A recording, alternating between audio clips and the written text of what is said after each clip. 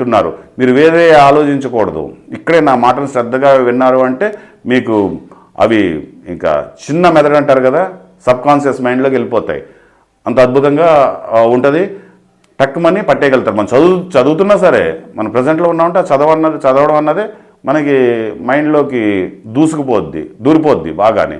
అలాగే ఏ పని చేసినా ఆ పని మీదే ఉండాలి. అప్పుడు మన అవేర్నెస్ లెవెల్స్ అన్నవి పెరుగుతూ ఉంటాయి. నేను మాట్లాడుతున్నాను, మీరు వింటున్నారు, శ్రద్ధగా విన్నారంటే మీకు అది మొత్తం గుర్తుండిపోతూ ఉంటుంది. అలాగే ఏ పని చేసినా సరే మనం ఆ పని మీదే మన దృష్టి ఉండాలి. దాన్నే ధ్యానం అని కూడా అంటారు. అంటే మనం ధ్యానం సపరేట్గా చేసినా ధ్యానమే.